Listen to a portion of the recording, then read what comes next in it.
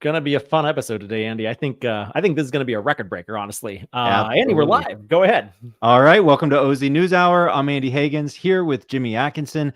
Today is July 29th, 2024, and we are covering the most important stories in the world of opportunity zones. We're talking about opportunity zones. We're talking about opportunity zones. Jimmy, didn't you just do that gag where you're waving the American flag? Was it? I did, but I added the hat this month. I'm in the Olympic spirit, Andy. My family and I have been watching the Summer Olympics here for the past few days, and despite the fact that it's in France, we're pulling for the U.S. here. And you know what? The Olympics are coming to the U.S. in 2028, and a lot of the games located in Los Angeles will take place in opportunity zones, if opportunity zones are still around them. But we'll talk about that a lot throughout the course of today's episode, I'm sure. Yeah, I mean, today's episode, Jimmy, it's late July, and the whole point of OZ NewsHour, every month we recap all the stories of the month, right? And because this is opportunity zones, like we love opportunity zones, our audience loves them, but it's a pretty niche, little industry. There's usually not that much news, which is why we do the show monthly and not weekly, right? Because there's not like so much OZ news coming out each and every week. I would say especially over the summer too, there's not a whole lot of news typically in late June through the July. There's not usually a lot of news, not usually a lot going on, but this month's a little bit different, Andy, right? Yeah, absolutely. And as the program, its timeline is running short, right? We're all hoping for an extension, but time is running out, and it's sort of do or die in the next presidential administration. And now we're really getting into campaign season for the presidential election this fall. So increasingly, the world of opportunity zone news and the world of political news are really starting to converge. Not 100%, but I think a lot of the big headlines and a lot of, top of mind in the world of OZs, that is all starting to converge. And in this past month, we titled this episode An Earthquake for OZs. There were like 4 different earthquakes since the last time we hosted this show. But what I don't want to do, Jim, is just walk right into current campaign updates and percent chances, that Trump versus Kamala Harris will win. I actually want to walk through the major events of the month, because there were several moments that were very important for opportunities. Like in any other month, that each of them would have been our lead story, and I don't want to miss any, Jim. So I really want to start, right? So obviously a lot of political news, but I want to rewind back to the debate, right? The Trump Biden debate, where Biden is no longer even a presidential candidate, right? But President Trump mentioned opportunity zones during the debate. And I thought, wow, that mention even in and of itself was big. It shows that he still cares about the program. It wasn't just something that was like a minor part of his tax cuts. It's still top of mind in his mind. And I think that I don't know, Jimmy, what do you think? Am I reading too much into that and calling that good news? Let's play it. Let's play it first, and then we can comment on it. And the opportunity zones with Tim, as you know, Tim Scott was incredible. He did a great job, great senator from South Carolina. He came to me with the idea, and it was a great idea. It's one of the most successful economic development acts ever in the country, opportunity zones. And the biggest beneficiary are blacks. And that's what Trump was speaking about there. He was talking about economic development, and in particular, economic development for minorities across the country, in particular, African Americans, blacks, Mexicans, and he was pointing to opportunity zones as being located in neighborhoods where blacks and Hispanics tend to live, lower income, and that this program has done a lot of great work. And I think he's right. It has, resulted in over $100 billion of equity investment into these areas from private investors, money that probably wouldn't have otherwise come into those neighborhoods. A lot of it might have, but a good chunk of it probably would not have entered into those neighborhoods, but for opportunity zones. So, sometimes we hang on every word of what someone says when they talk about opportunity zones in a national primetime setting, like President Trump just had. That was almost 5 weeks ago. Our last episode was exactly 5 weeks ago, and as you mentioned, Andy, a lot has transpired since then. So anytime a national network, somebody utters the word opportunity zones, the ears of the industry go up, right? Because it's kind of this niche program, as you mentioned, Andy. So just the fact that it got mentioned by the former president and potentially future president of the United States, to me, it is a big deal. Yeah. And I mean, if you think about it, when is the last time that the phrase opportunity zones was mentioned with that kind of an audience, that kind of reach into American households, right? I mean, I'm trying to, really probably was the last Trump presidency. But even then I'm like, what, did it ever really get that much limelight? So to me, it was a big moment, and I'm sure we do kind of hang on every word. But why not? I think it's part of the grassroots campaign, part of the lobbying campaign. If opportunity zone investors and sponsors, professionals want to get this program renewed, people need to know about it, right? It can't just be a policy or lobbying push. So I do think that very big megaphone is very important. And Jimmy, that it's just so funny that moment in time, that was the debate, Trump versus Biden, that Trump won handily, obviously, and it set off this whole sequence. I mean, he won so handily that his opponent bowed out of the race a few weeks later. Yeah, maybe it was counterproductive for him to win so handily. But I think you and I were talking about that privately, asking, hey, did he beat this guy by too much? Maybe. Yeah. It's like you're playing the Cleveland Browns and the Cleveland Browns forfeit, and then they get replaced by the Indianapolis Colts or something, and you're, oh shoot. Anyway, that's a Browns joke. You got to be a fan to understand. Jimmy, what happened next, right? Because obviously there was the debate. And then during the debate, Andy, there was a lot of rumors or percentage chances swirling around who might President Trump's vice president pick be. And well, now we know it's JD Vance, but back 4.5 weeks ago or so, when this debate was unfolding, we weren't sure who the VP was going to be. And Tim Scott was one of those names I don't think he was the favorite, or maybe not even in the top 2 or 3 favorites, but he was in the top 5 or 6, I would say. And, the fact that he called out Senator Tim Scott, Republican senator from South Carolina, in this debate, when he referenced opportunity zones, he knows that Senator Scott was the original co-sponsor and still champion of the opportunity zones program. I think that was a big deal. It was a nice signal to the opportunity zones industry. Senator Scott being one of the industry's favorite senators, of course, that President Trump was taking senators seriously. So we do have. Should we show that article, Andy, briefly? Yeah, sure. And Jimmy, I actually want to talk about that pick of JD Vance in the sense that that pick did surprise a lot of people, and he's more of a people call him a MAGA conservative. I think another phrase, a common good conservative, just a little bit of very much a different vein than like a Reagan conservative, or just, supply side economic type conservative. And so it's an interesting contrast between a JD Vance and a Tim Scott, who Tim Scott might be a little bit more of would have been more of a little bit of an establishment pick. But Jimmy, how do you think that common good conservatism, that more pro-union, a little bit more economic, a little bit more liberal economic theory from that JD Vance wing of the party, how do you think that they think of opportunity zones? Because on the one hand, it's a tax cut. On the other hand, it's targeted towards less privileged geographic areas. I'm thinking of where JD Vance comes from, for instance. Yeah, a little more, you might even use the word populist, right? When you talk about JD Vance and working class, based on where he comes from in Ohio. And, of course, we're familiar with the memoir he wrote, and which became a movie, Hillbilly Elegy.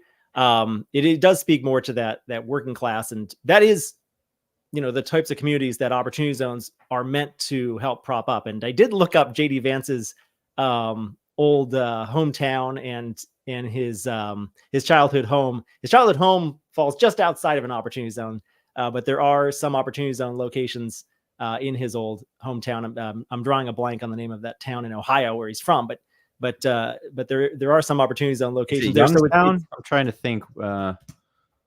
Maybe someone can chime in the comments and let us know. But suffice it to say, yes, Andy, I think you're onto something here. I mean, the fact that, you know, he does come from a blue collar working class town, and he didn't have he certainly wasn't born with a silver spoon in his mouth. Yeah, I think that might play well. That might play well with that certain constituent, and I think opportunity zones go hand in hand with that. Yeah, and you know, regardless, I think on the Republican side, I've heard some pundits sort of questioning that pick, or I've heard some economists who are, you know, concerned. Does this mean that supply side wing of the party will have less influence in a potential second Trump presidential term? I think at the end of the day, President Trump's belief in his own prior successes, and, you know, really anything that got pushed through in that initial tax cut, I think in Trump's mind is a huge success. So I don't think anybody really needs to be concerned that like a JD Vance is going to convince, you know, Trump to really pivot too much on tax policy.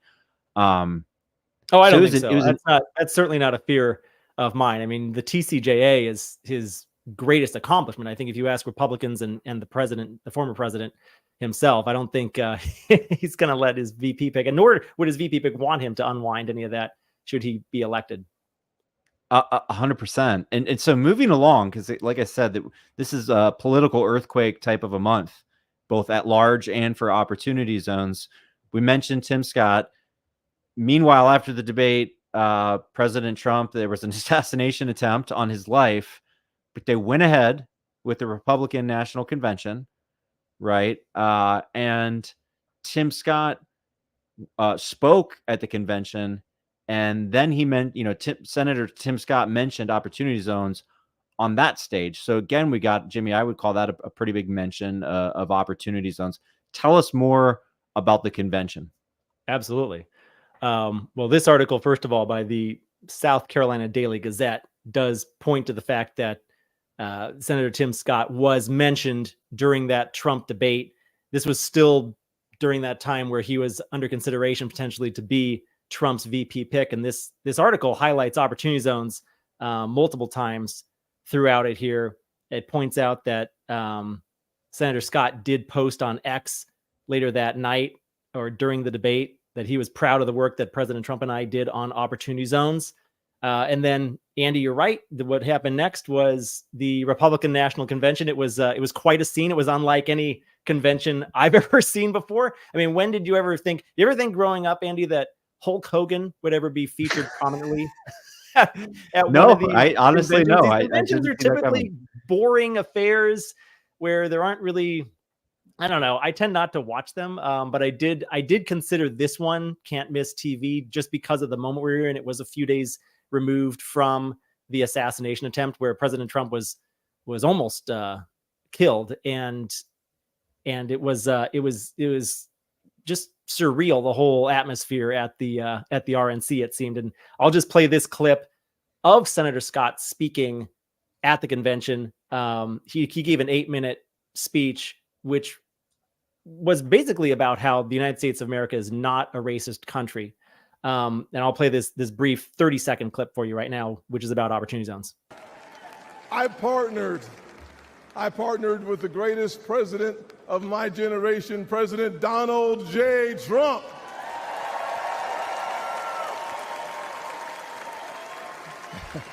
On the biggest tax cuts ever for working people and single moms, and opportunity zones for neighborhoods that need them most.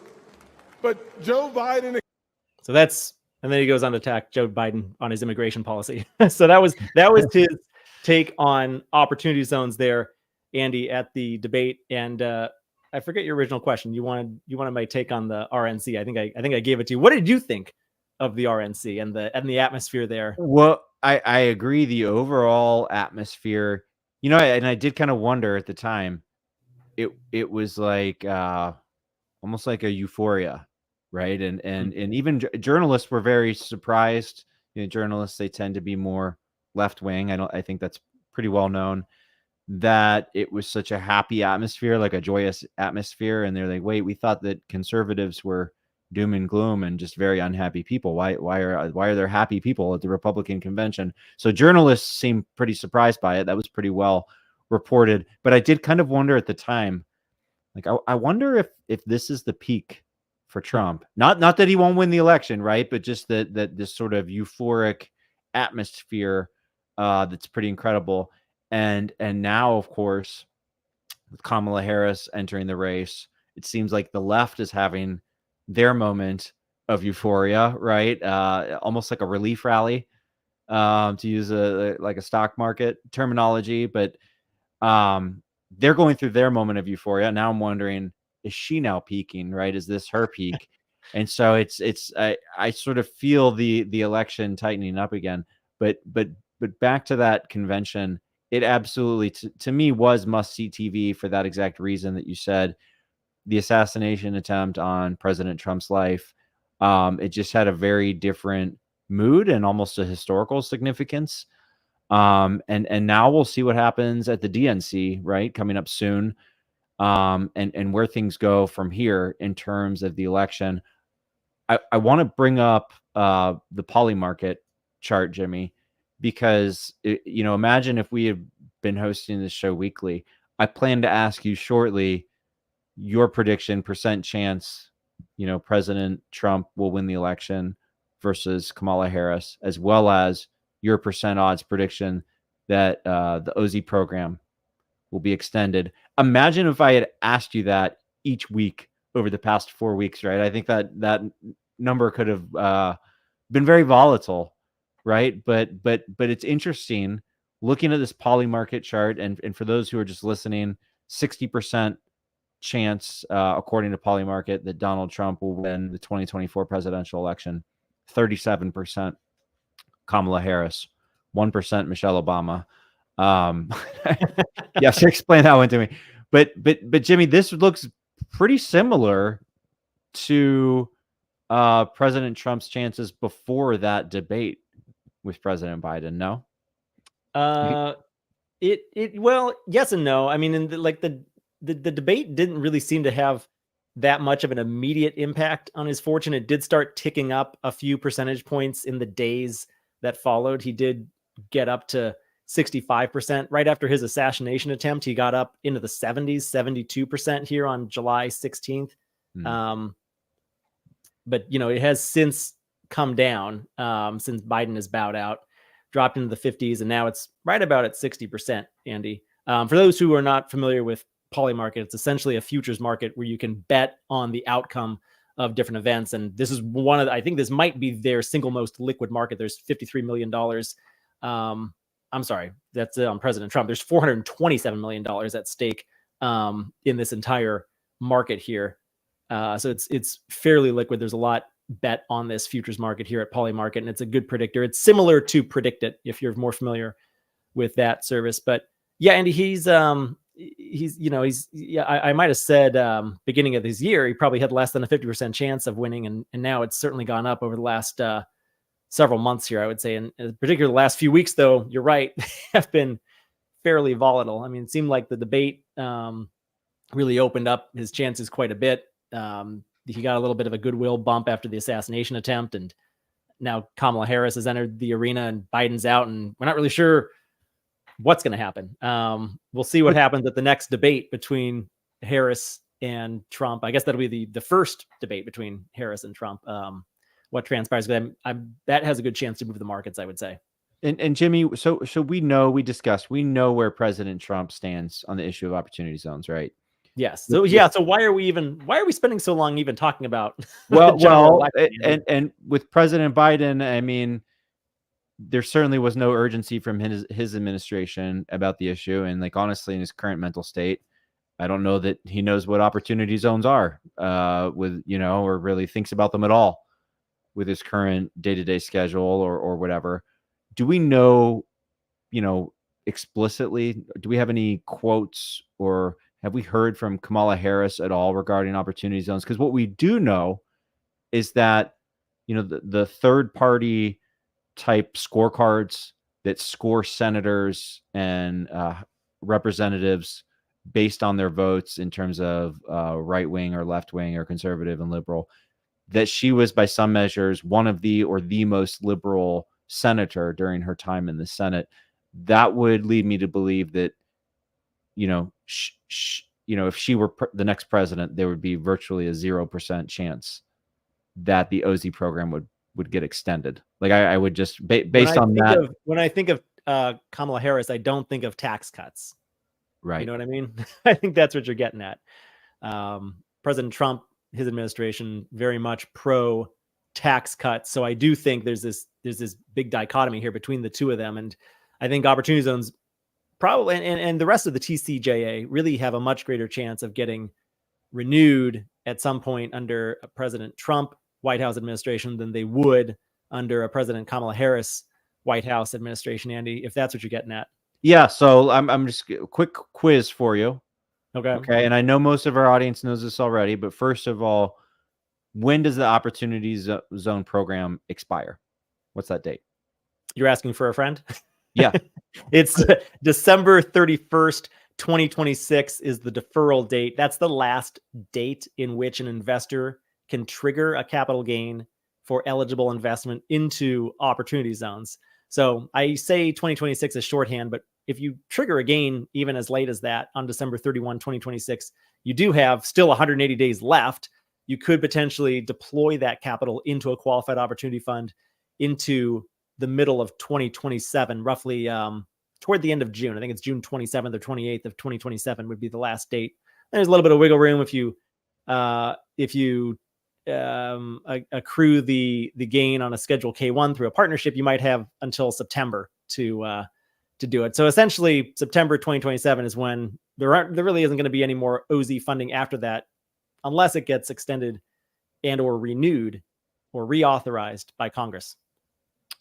Could have been a 5-word answer, but I'll take all of that context, Jimmy. I like the sound of my own voice, Andy. I love the context.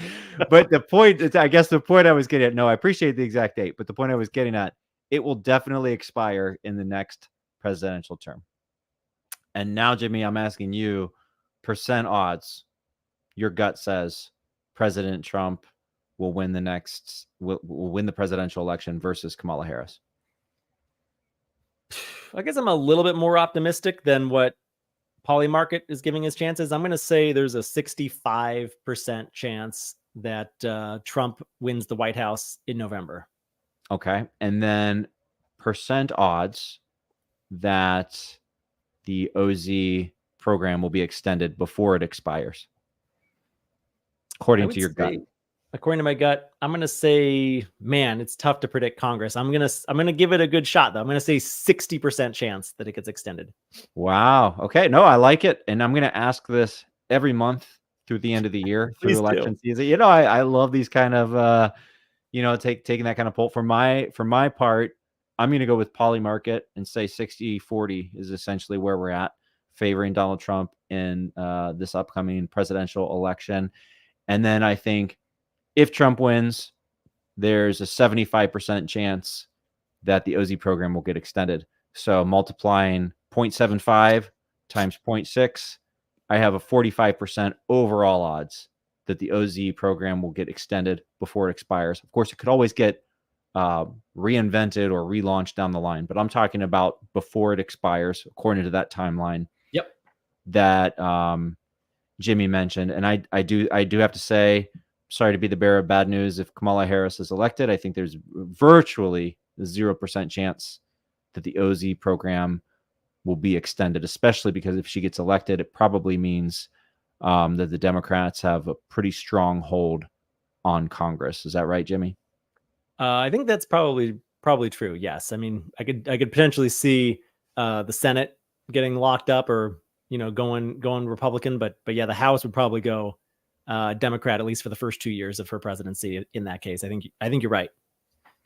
Jim, anything else before we move on out of politics into I think we kind of covered it. I think we did it. I'm looking forward to seeing what happens next. It seems like these candidates peak right up until they open their mouths. The final word I'll say is I wasn't thoroughly impressed with President Trump's speech. I thought the RNC leading up to that was like this big moment, and we were going to hear this big unity speech from Trump after his assassination. And he didn't do that. He, the first 10 or 15 minutes of his speech were really good and interesting about, how he survived the assassination attempt. And then it just kind of got rambling for the next hour and a half, whatever it was. It was a very long, tedious speech, very tedious to listen to. I thought it lacked energy. I thought it lacked that unity message. And I think his chances may have suffered because of that. And we'll see what happens when Kamala Harris opens her mouth on a big stage. I think the DNC is when her next major appearance will be. I think that's before the next debate. I could have that backwards, but no, it probably is. Yeah, probably is the DNC first, then the debate. I predict the media will give that speech very high marks. But Jimmy, I can't disagree with that. Let's shift out of politics. There is actually other news going on in the world of OZs that we want to talk about. And we have some events coming up over the next couple of months in the summer, and then also later on in the fall that we want to talk about. These events, courtesy of your mastermind group, OZ Insiders. And before we dive in with a recap of our last meeting, why don't you tell us all, what is OZ Insiders? Andy, I'm glad you asked. OZ Insiders is the premier private community for opportunity zone professionals and investors. It's my mastermind group for high performing people within the opportunity zone industry, whether you're an investor, you're a developer, you're a deal sponsor, or you're a professional service provider. Get with us, join our group, OZ Insiders. You can learn more at ozinsiders.com, and we can help you take your opportunity zone strategy to the next level. We meet once a month. We have a masterclass every month that takes a deep dive into a different topic related to opportunity zone development or opportunity zone investing, Andy. And I'll click our calendar right here. You can get a sense of what we have on tap over the next few months. We're just 2 weeks away from Crystal's class, Raising Capital from RIAs and Independent Broker-Dealers, presented by Crystal Rutkowski. She's going to be speaking primarily about how if you start your own qualified opportunity fund and you're looking to raise capital from outside investors, you can do that directly, but she was going to show you how you can do it through networks of wealth advisors, RIAs, independent broker-dealers. It teams up nicely with our September masterclass, Andy, which will be about how to market directly to high net worth investors for OZ funds. That'll be taught by Angela Wong. We're still looking for that October masterclass. I'm going to get that filled very shortly. And then, Andy, did we want to talk about the rest of the schedule for the rest of the year here? Absolutely. I want to hear about the fall, because now we're getting into real election season, and I know we have some interesting events teed up for that. We do indeed. Our final in-person meetup and dinner of 2024. I'm pleased to announce here for the first time, we've booked a private room at RIS in Washington, D.C. It is walking distance from the Fairmont Hotel, where the Opportunity Zone Summit, sponsored by Novogradac, will take place the next day. So I'll head over to this page right now just to kind of pump this one. This dinner is open for members of OZ Insiders only, but if you're a member, you can RSVP through our website between now and October 29th is when I'm calling the deadline, because we need to turn over a head count to the restaurant. But we'll be meeting at RIS, world-class restaurant in Washington, D.C. Look at that steak, Andy. That looks delicious. Making me hungry. And like I mentioned, it's a private dinner. It's one night before the Novogradac Opportunity Zone Summit, which is taking place on November 6th. So this dinner is on Tuesday, November 5th, which coincidentally happens to be election night. So we'll be watching the returns come in at dinner. I've arranged for the dining facility to have a TV on hand for us. I'm going to give a brief presentation, and then we'll also watch the election returns come in while we enjoy a nice meal amongst friends and colleagues in the Opportunity Zone industry, Andy. And our friends at Novogradac are hosting that conference the next day, the biggest Opportunity Zone conference in the country. I'm partnering with them. I'm working on getting a promo code so my listeners and my viewers and my OZ Insiders mastermind members can have a discount on their conference tickets, Andy.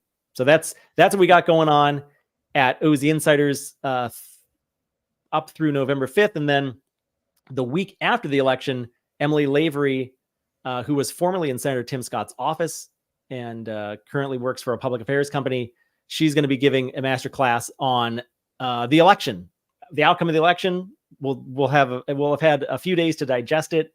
Hopefully we'll know by November 12th who won the White House. Some years we don't by then, but I'm kind of keeping my fingers crossed that the election outcome is decided by then. And she'll be giving her thoughts on what it means for opportunity zone legislation in 2025. And then we'll round out the year December 9th. Blake Christian, the CPA at HCVT, will be presenting a masterclass on salvaging blown QOFs and QOZBs. If something got screwed up within your QOZB or QOF, maybe it wasn't structured the right way from the get-go, maybe the property was acquired too soon or too late, or something didn't happen along the right timeline, he has ideas for how to save it. So that's what we have on tap for the next few months at OZ Insiders, Andy. And if anybody's wondering about how to learn more and how to join, you can learn more. And you can join today by heading to ozinsiders.com. Jimmy, wow, that was a ton. Just a couple comments. One is, if President Trump gets reelected, and then then I think then it is very likely that the OZ program will be extended. There's going to be a huge second wind of interest in the Opportunity Zones program, and the fact that we have recorded all of these previous master classes and made them available in this streaming library. Not to pat you on the back, Jimmy, but I think you've built an incredible resource with this, and especially in including all of these instructors that have shared their wisdom with us. One other comment. That's right, Andy. But wait, there's more. All of our past master classes are available on demand. So I'm just kind of scrolling through those now on the screen while Andy, you can continue. Well, I was going to say, that event, I mean, it's crazy that our next event is going to be on election night. Might be a late night for you, Jimmy. You're not going to want to go home if the election hangs in the balance. Well, it can't be too late, because I'm going to be a panelist at the Novogradac OZ Summit the following morning. So I'll try to get to bed before too late. The next morning, that conference the next day, that's either going to be a room full of the happiest, most excited accountants and lawyers that you've ever seen, or it might just be like a total letdown, depressing day. Everybody wondering what are we doing here? This program is going away. So it's gonna be very binary. I would say even in that latter event that potentially may unfold, the program would probably be going away. It wouldn't look that great, the writing on the wall. But there is still work to be done within the program. And you never know when an Opportunity Zone 2.0 might come around, or an opportunity to renew the program might come around. If the extension's nice. The extension that's been proposed is a 2-year extension that would take it through 2028. And I'm looking forward to the day that happens. And I think there's a good chance that it will. But, I'm more looking forward to an Opportunity Zone 2.0, where we get a completely new slate of opportunity zones at some future year down the road. And, maybe that next iteration of the program runs through, into the 2030s. That would be interesting to me. So, that's potentially on tap as well in 2025 for some new legislation. Well, Jimmy, good news is I've already registered the domain name opportunityzone2.0db.com. So if it gets extended but renamed as 2.0, we are covered with a great domain name. Now, there's a little bit more news that I want to cover before we wrap this episode up. Jimmy, we have news from longtime OZ sponsor Capital Square. Tell us what's going on over at Capital Square this month. Yeah, this comes to us from connectcre.com. I love Capital Square. They've been a OZ Pitch Day sponsor of ours for a long time. And I know them well over there. We've known them for years, and they've done some great work within opportunity zones. They do multifamily primarily along the mid-Atlantic seaboard and the southeast part of the United States. Andy, this from Connect CRE, Rally mixed use high rise to open in early 2025. Again, it's a reminder that opportunity zones have come so far. The first few years that I was covering the opportunity zones industry, Andy, they were just renderings and projections, and we're about to break ground, and here we're in the pre-development phase right now. And now we're seeing the fruition of all of these OZ deals that first got going in 2019, 2020, 2021. Some of them are actually going online and they're getting rented up. So, this is I just lost one of my lights for my video viewers out there. That's not your computer. No need to adjust your television set. One of my lights burned out. Live TV, folks. Capitol Square is going to open its 20-story mixed-use building here in Raleigh, North Carolina. A lot of amenities here, Andy. Residential lounge, fitness center, co-working lounge. They don't mess around. 20 stories. 8th floor has a zero-edge swimming pool. I mean, this thing's going to be beautiful. It's going to open up next year, and construction cost was more than $110 million. This is a pretty significant high-rise building. You can see a rendering of it here. The folks at Capitol Square helped raise capital for this through Opportunity B and through OZ Pitch Day as part of Capitol Square's CSRA Opportunity Zone Fund 6. And now it's ready to open pretty soon here. It's going to open up in February of 2025. So congrats to Capitol Square for getting a lot of these amazing projects done. I think they're on their 9th Opportunity Zone Fund now, if I'm not mistaken, 9th Opportunity Zone project. And congrats again to Capitol Square. Andy, what do you think? Well, it makes me feel old, Jimmy. You attend all these pitch days as an attendee, as I have, and you see sponsors raising money, and then it's so exciting when they finally open these projects. They break ground, and then they eventually open them, and then they get leased up. It's a good thing. It's very exciting, but it also makes me go, shoot, did 3 years really go by? That I feel like I just blinked my eyes. So, but that's just that's just me doing a little bit of self-reflection. Obviously, Capitol Square has been a huge leader in the Opportunity Zone space. So kudos to them for another successful project. And I love these big splashy kind of prestige developments and projects, Jimmy. I mean, they're just fun. They're fun. They're exciting. We had one more story before our picks of the month, Jimmy, which was bring that up. Which House member was on tour with It's our favorite House member. It's Representative Mike Kelly. Let me take this one, Andy.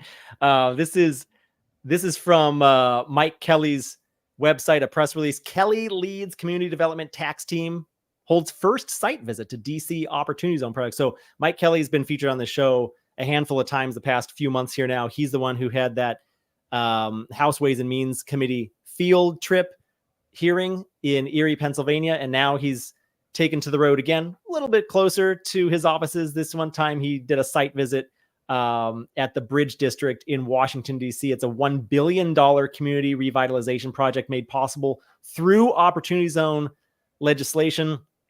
I just wanted to, we'll link to this press release in the show notes. So you don't have to, we won't read through it all right now, but congrats to the Red Brick LMD team and all the great work that they've done in Washington, D.C. through the Opportunity Zone platform. And thank you, Representative Mike Kelly, for continuing to champion the OZ program. He's leading the way in the House of Representatives to try to get this program extended and renewed, Andy. Yeah, and Jimmy, you call me out a little bit. You're honest. I didn't prep much for this story. I just see Representative Kelly in a hard hat, and I kind of shrug and I go, okay, another one of these.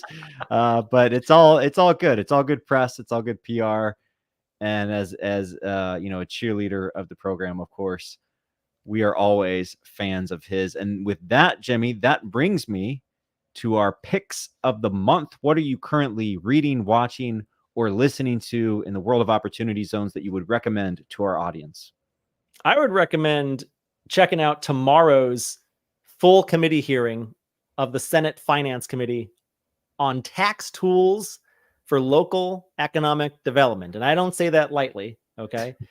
I know you're wondering, Jimmy, what the heck are you talking about? Why do I want to? I am wondering that, yep. Why do I want to watch this? So a lot of this hearing is going to focus, I think, on new markets tax credit, low-income housing tax credit. But two of the speakers, two of the witnesses scheduled to give testimony tomorrow, I think you'll recognize their names. One of them is Michael Novogradac from Novogradac. He is the Novogradac and Novogradac Company. He's going to be testifying at this hearing, and he hinted to some of the members of his working group the other day that he is planning to spend some time talking about the great work that Opportunity Zones has done for community development and local economic development. And then, we've got one more familiar name here, Andy. Shay Hawkins, president of the Opportunity Funds Association, will also be testifying. And so I'm looking forward to hearing Shay Hawkins speak, as I always do. It's just always great when you can have witnesses at these different congressional hearings tout the benefits of opportunity zones in front of our elected officials. Senator Ron Wyden, one of the more vocal critics of opportunity zones, I would say probably the single most vocal critic of opportunity zones. He's going to be on hand. So it'll be interesting to see that dialogue, that interaction that Senator Wyden has with these witnesses at this hearing. So, a few weeks ago, the RNC was Can't Miss TV. I would say this is Can't Miss TV. We'll link to this in the show notes of today's episode. But if you just do a Google search for U.S. Senate Finance Committee, you should be able to find it under the hearings section here. There's going to be live video embedded on their website. I'm going to watch it. I can't wait. It's at 10 a.m. tomorrow, Tuesday, July 30th, 2024. You can find it at finance.senate.gov. Andy, what's your pick? My pick of the month. Or do you have a reaction? First of all, you got to have a reaction to my pick. That was pretty phenomenal, wasn't it? Sure. I mean, Jimmy, look, you as the founder of Opportunity DB, as the host of the Opportunity Zones podcast, as the leader of the OZ Insiders Group, you are able to attend and consume and view all of this, 100% of this content, which I respect you for. And so anytime, I have a burning question about some little detail of the program, I know I can always call you or a few other people on my short list and get an answer. I'm more of a big picture guy, so I don't necessarily watch all of these hearings, but I respect that you're going to. Okay. I appreciate that, Andy. Now, what's your pick though? My pick is Nate Silver's Twitter feed, or should I say his X feed. You may remember Nate Silver from 538. 538, I think, got sold and then maybe sold again or something. He's not involved with that anymore, but he did keep the intellectual property for his statistical model to predict election outcomes. Now, some of his content is premium only, like you have to pay to see it. But all the content on his Twitter or X feed, it's free. And he's really one of the few people I trust to give a mostly unbiased look at how the election is going, really based on data and not necessarily trying to cheerlead any particular outcome. A lot of times with, pollsters will be biased, or they will be partisan, or different media sources will be partisan, and they'll be sort of cheerleading certain polls or others. I think his content, it's about as objective as you're going to get, Jimmy. And to me, it's a great compliment to have his content along with as a companion to Polymarket or some of these, prediction markets. I sort of look at them both, triangulate from there. I don't get that emotional about the election, but I do think it's interesting, in the way that the playoffs are interesting. I think this is going to be, I mean, objectively, I think this may be one of the most interesting presidential elections that we witness in our lifetimes, Jimmy. It's certainly the most consequential presidential election we've had in the last 4 years. I'll give you that. Touche. From one dad to another. That's a dad joke. With that, I think we are about out of time. We'll be back in a month with our next edition of OZ Insider. Of OZ NewsHour. Thank you for watching and listening. And Jimmy, thank you for joining me today. This was a lot of fun. Thank you, Andy. Go Team USA.